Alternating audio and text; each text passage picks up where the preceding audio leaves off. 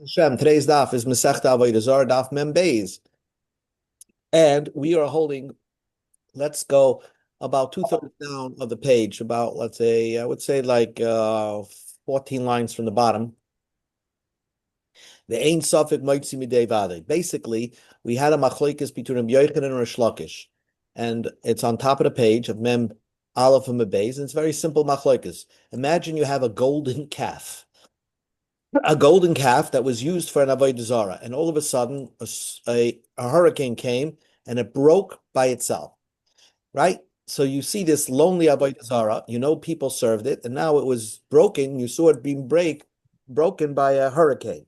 So Rabbi Yochanan says that avodah zarah remains aser because we don't know for sure if the goyim would be mavatal such an avodah zarah. And Rabbi Lakish says it's mutar, because we can say, presumably, that every average guy will say, this Avodah Zarah is no more a deity. Why? Because Meimu Amar, they'll say to themselves, hey, it couldn't save itself, it's going to save me. So that's not an Avodah Zarah. Rabbi Shimon Lakish says it's mutar. Rabbi Yochanan says it's aser because, and here's the rule, Be'ein Safik Moitzi Midei Vade. To undo a for sure thing, you cannot undo it with something that you're in doubt. In other words, we know for sure it's an avodah zarah, correct? Now you want to say maybe the goyim would be mavatalit because it broke by itself. That's cannot be undone. A suffix can not undo something that's for sure. Says the Gemara, the ain't suffix moitzi midei vade. A suffix cannot undo something that's for sure. Something in doubt cannot undo something for sure. Listen to this case. What time we learned to the brisa, chaver. A chaver is a Talmud Chacham. We know he knows how to take off trumas and maestros, right? Shemes, he died suddenly, v'niach magura malei pears, and he left a bowl full of fruit. Afilahem b'nei yomen, even if he just picked them today, and then he died in the afternoon, harei hein becheskas musukanim. We can assume that he took off trumas and maestros of those fruits, and you could eat them. Now, for sure, we know these fruits were at one time tevel. You're not sure if right before the chaver died suddenly, he was meiser. And yet you say that the suffix undoes the vade. That's what the Gemara's question is. The hacha, the vade tvili. For sure, it was tevel. Tevel is something that's you can't eat. Suffix asrinu, suffix lo asrinu. We don't know if he would meiser it or did not meiser it. We don't know. He's dead. Because the suffix we say for sure you can eat it because the suffix that he perhaps did meiser it undid the vadai that it is tevel. So the Gemara says no, hasam vadai vadehu. There it's a for sure thing undoing a for sure thing. The vadai asrina, a Talmud Chacham, he brings fruit into his house right away. He gives meiser. A Talmud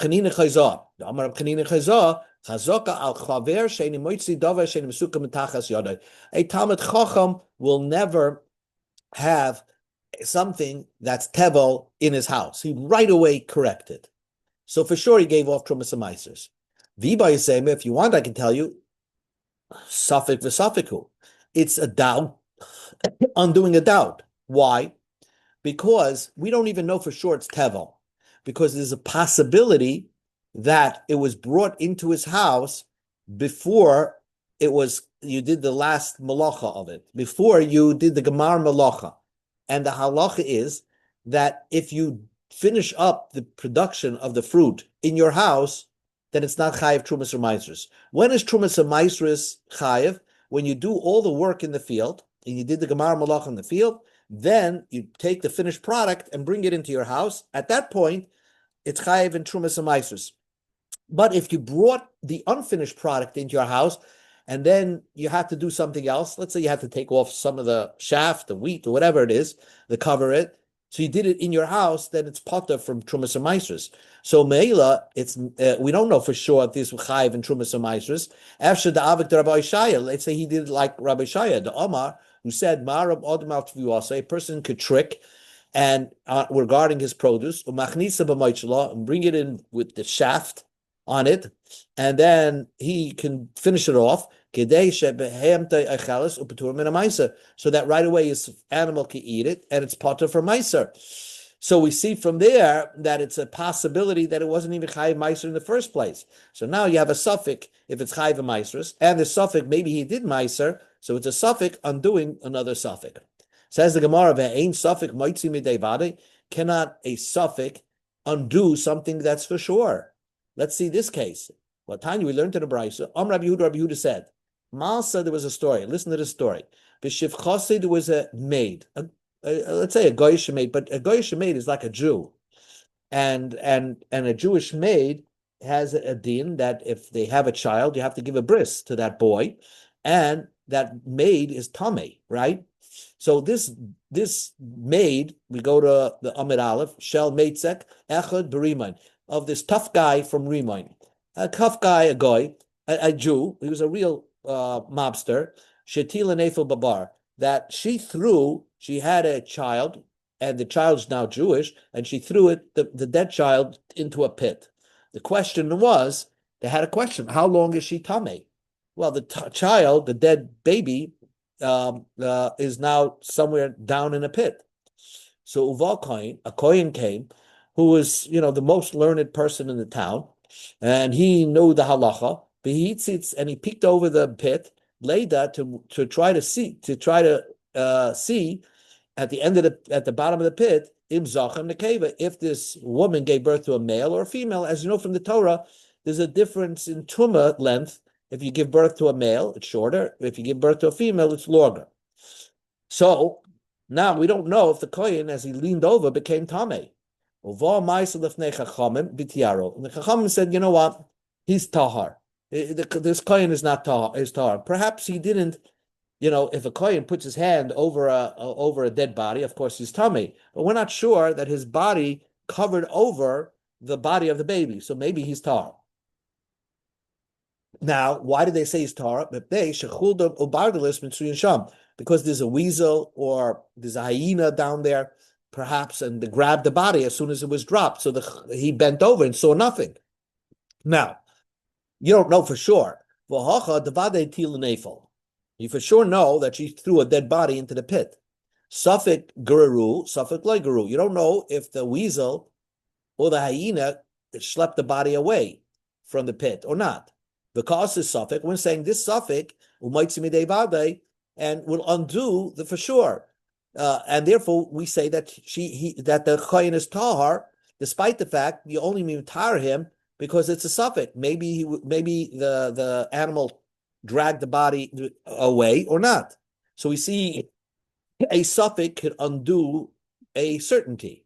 And says the Gemara, loy tamen, don't say hitila nefel bar, that she threw a dead body into the pit. That we wouldn't be mitar her, the Kohen. Let us say hitilu kamin nefel bar. She threw what could have been a dead body, but it was a placenta. It was full, maybe of air. Maybe it was not of air. Maybe there was a embryo in there. We don't know if there was an embryo. So it's like a svek sveka. Sofik if there was an embryo there or not. And then another suffix, maybe a weasel, if it was an embryo, grabbed it away and pulled it away. So maybe most likely the Kohen did not become tar.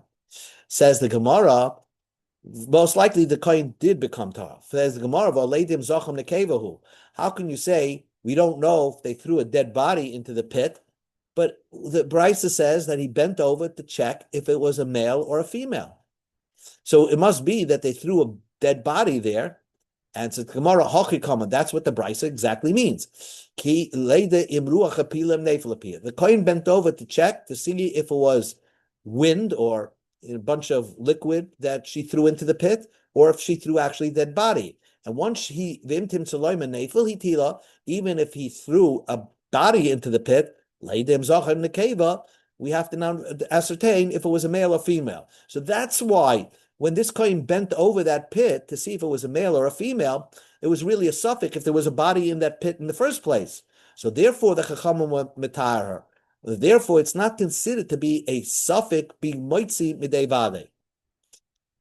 And v'yibayasema, it's not even a suffix. Kivan shechuldos and baldos mitzvin sham. At the bottom of these pits, you have these big rats and a hyena maybe there. So certainly they schlepped the body away. So it's a vade and a vade. Vade, she threw a dead body into the pit. The kind that bent over is for sure tahar, because by that time already, a rat pulled away the body, and therefore he didn't see anything. It didn't become tameh. So getting back to the machlokes, Rabbi Yochanan held that if you have a golden calf and a hurricane comes and breaks a part of it, the avodah zarah is still aser. Chachamim, Reb Shlokish held if the hurricane came and broke it by itself, then the avodah zarah is good. It's no more an avodah zarah. Eisvei. So let me ask you a question. The Mishnah said, "What's a tavnis yad or tavnis regal?" If you find a hand that fell off a statue or a foot, harei el yisurin, you still remain tzasar. Because perhaps you could still worship it. Wait a second. This broke by itself. Amai. Why is it asar? It's a broken piece off an avodah zarah. According to Rish Lakish, this should be permitted. Answers the Gemara, Shmuel explained our Mishnah, Ba'imdim al bisison. Somebody picked up the broken hand and broken foot and established a new base for it, like a hand or a foot. So he made it back into an avodah zarah, or wasn't mevatel it. So that's why in our Mishnah it's aser. So this is not a question against Rish Lakish. Esvi, another question. Goy mevatel avodah zarah shalav shel chaver. A goy could break apart his avodah zarah, and what happens? It's not an avodah zarah anymore. And his friends, he could do it if his friends ask him to do it. He can do it also. The Yisrael, a Jew, if a Jew has an avodah zarah, ein mevatel avodah zarah shel goy. A Jew cannot be mevatel an avodah zarah shel goy. So let's say a goy owns a golden calf, and a Jew comes and smashes the head off. It's still an avodah zarah. So the Gemara says that's a question against Rish Lakish. Amai, why can't the Jew break apart the avodah zarah of a goy? To have a avodah zarah, it shouldn't be any worse than an avodah zarah that a hurricane blew and broke it apart. So, and just Rish Lakish says it's permitted. So why can't the Yisrael break an avodah zarah that belonging to a goy? Amar Abai explained. Shepachasa. There, the Jew is not breaking the avodah zarah; he's just deforming the avodah zarah. He's like punching in the nose of the golden calf. So in that case, since he's not breaking a piece off, so therefore the avodah zarah remains asa. Says the Gemara, just because he deformed it, would you say he can't be mevatel it? But now we learned in the Mishnah, if he deformed it, even though he didn't break anything off of it, batla, the avodah zarah could become batal, could become no more an avodah zarah. So how do you rectify that Yisrael cannot be mevatel an avodah zarah of a guy, even if he deformed it? Even if he deformed it, why shouldn't it work? So the Gemara says, "Haini mean the pechasa guy. Only a guy could deform his own avodah zarah. If a guy, pushes in the nose of the golden calf, so then it's not an avodah zarah. Aval pechasa Yisrael. But if the Jew did that, loy batla, it still remains an avodah zarah, because the guy looks at it and says, "Look at this Jew. He punched my avodah zarah in the nose, right? My golden calf, and yet my golden calf still held its ground. It's a small dent. So we see it's still an avodah zarah. So by the Jew doing it, the avodah zarah still retains its issa." The Rava says like this: Yisrael nami batla. And this you got to remember. No matter what a Jew does, whether he breaks the head off or he punches it in the nose, really, if a Jew is mavatal on avodah zarah this way, it's batal. Just like a hurricane could take apart an avodah zarah, and if a hurricane comes and blows the head of avodah zarah off, it's batal. That's what Rish Lakish says. Rava agrees with Rish Lakish. But if the Jew does it himself, as opposed to a hurricane, Dilma Magbele, maybe the Jew will lift it up, and then mevatel it. We're afraid that the Jew is going to come prior to him being breaking apart the avodah zarah. He's going to hold on to it and say, "I want to own this avodah zarah." Now it's a different story. It becomes avodah zarah b'yad Yisrael. It becomes a Jewish owned avodah zarah, And that's you have to remember. If a Jew owns an Avodah Zarah, it never loses its bittul. You can't. We'll learn more about that. But a goy can be mevatel Avodah Zarah. A Jew cannot be mevatel Zarah. So really, a goy, if a Jew is hired to mevatel a goy's Avodah Zarah, min hadin, it would be batal. It would be nullified. But the gezerah is that when a Jew does that, maybe prior to him doing that, he's going to lift up the Avodah Zarah and say, hey, I want to keep this. Now it becomes a Jew's Avodah Zarah, so it wouldn't work if he broke something off of that Avodah Zarah. Tesve, let me ask you a question. Yochanan against Rish Lakish.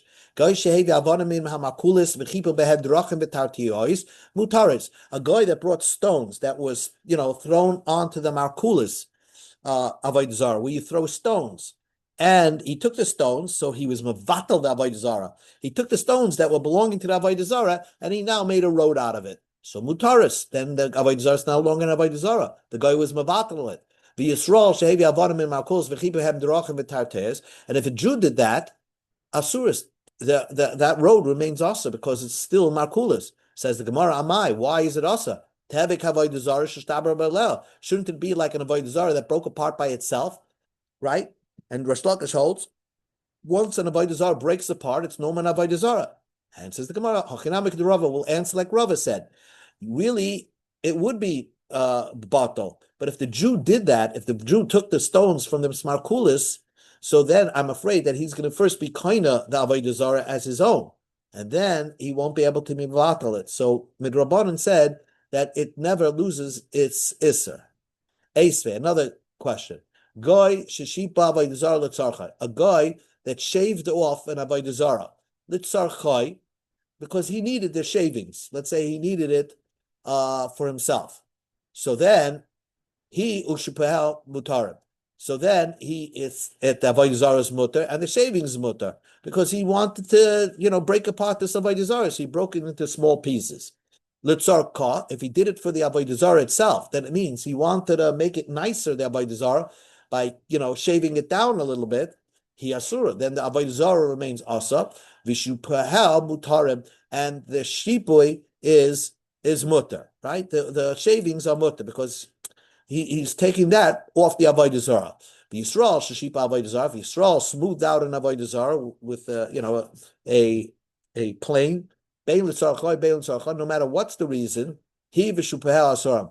The shavings and of course the Avodah Zarah remains asa. Says the Gemara, why should it remain asa if the Yisrael again is being mevatel the Avodah Zarah of the guy by breaking it apart? To have a Avodah Zarah, let it be like an Avodah Zarah that broke by itself.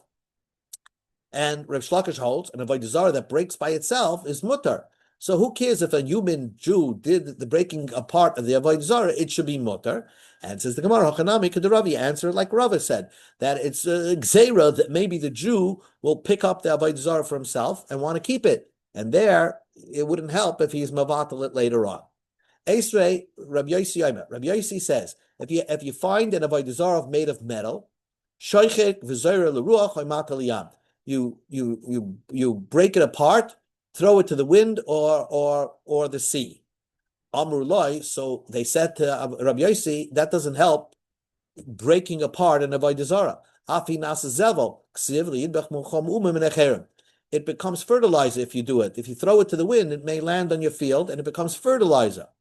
So therefore, the Chachamim held that there's no way for a Jew who finds a metal Avodah Zarah that must have belonged to a guy to be able to ever matal it. Says the Gemara, to have a Avodah Zarah shtabra me'elah, let it be like an Avodah Zarah that it broke by itself. And Shlakish holds an Avodah Zarah that breaks by itself is mutter. And says the Gemara, Hachanami Kedaravi, like Rava said, once a Jew finds it, we're afraid that he's going to say, you know what, I want to keep it. And then it wouldn't help if he breaks it apart. So that's why even if he didn't want to keep it, we always say that this Avodah Zarah that you find remains asa.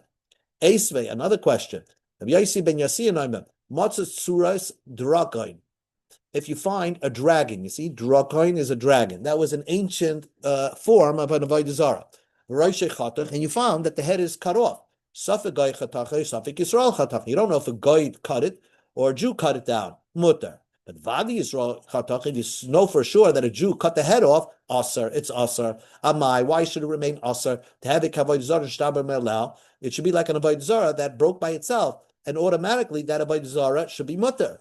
And says the Gemara, when a Jew breaks apart an avodah zarah belonging to Goy, we're afraid that prior to doing so, he may have wanted to keep it, and therefore his bittul will not help.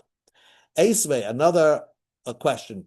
Rabbi Yossi says, "Af lo yerokesh b'maisak shomim b'nei shanviyot nesheres aleha." You're not allowed to plant a vegetable underneath an asherah tree, even in the wintertime. Why? Because you would think in the wintertime it's not good to be under a vegetable tree because it gets under a tree because the Avodah Zarah tree is blocking the sun from the vegetable. The answer is because the tree will drop leaves around the vegetable, and the vegetable will have fertilizer from them, and therefore you're benefiting from the Avodah Zarah tree. So we see that the leaves falling off the tree will remain aser, and the leaves are aser, and amai. Why would the leaves remain aser? The havik avodah zarah shtaber leo. Isn't that like an avodah zarah, like the golden calf that just broke by itself? The head came off, and Rav Shlokish says that's mutter. So the leaves falling off a tree should remain mutter for the vegetable. So why does Rabbi Yossi say that the vegetable was benefiting from the leaves of an avodah zarah tree? And since the Gemara Shani Hasam over there, it's different. The avodah zarah kayamas. The tree remains intact, so the leaves remain asa. You see, when a wind blows the head off a golden calf, there is no golden calf anymore. So therefore, it's no more an avodah zarah. Here, leaves falling off an avodah zarah tree, the tree remains aser. The tree is intact, so therefore the leaves are aser. Says the Gemara Amud Beis. V'ashipuyim. How about when you cut down a v'ashipuyin? When you shave down a tree, when you shave down an avodah zarah, let's say an avodah zarah is made of wood, and you shave it down, and you say no. If the ikar avodah zarah kayamas, the main avodah zarah it remains intact. And the Ketana we learned in the Brayso, if you're trying to make the avodah zarah look good by smoothing it down, he asur, the avodah zarah remains asar, vishipuha mutarin. The wood shavings are mutar.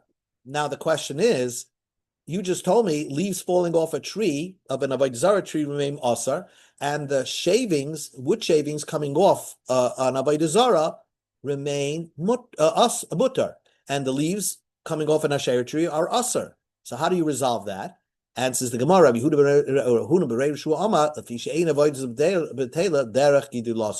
if this is a normal occurrence, right? Leaves falling off a tree is a normal occurrence. So therefore, if the avodah zarah, it's a tree of avodah zarah, so the leaves remain asar. Here, shaving off an avodah zarah, shaving it down, so that's not a natural thing. A human has to do that. So therefore, yes, the avodah zarah remains intact because you didn't want to mevatel the avodah zarah. The guy didn't want to mevatel the avodah zarah, but the wood shavings are mutter.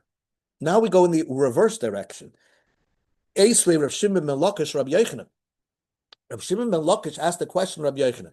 We see an brayso like this. Kan shebaroisha ilad shel hegdish. Let's say you have a bird nest on top of a tree belonging to a hegdish. Loy nanim v'loy ma'alim. You cannot benefit from that bird nest, but if you do benefit, you didn't do an avera of mi'ilah. Okay, so it must be like something in between. It's asuma d'rabbanan. But roisha shel asherah. Here's the key: if you have a bird nest on top of an asherah tree, so you can't climb up the asherah tree if you don't have a ladder to get the bird nest. Why? Because you're benefiting from the asherah tree. So what should you do if you want the bird nest? Yates bakani, you take a stick and you try to shake the bird nest down. Now, what is the bird nest made of? The Gemara holds now that the bird broke wood from the asherah tree, the kinsa behem, and made a bird nest.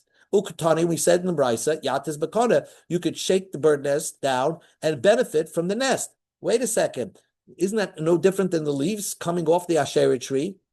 So we see from here that if it falls off by itself, the birds made it come off.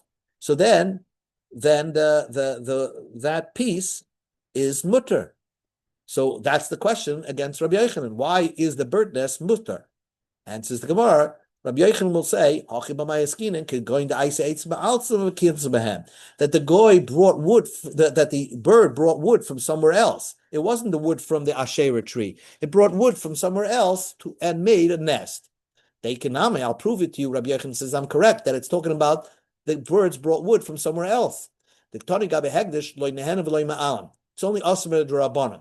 If the bird brought wood from somewhere else to make that nest, that's why it says by Hegdish, it's also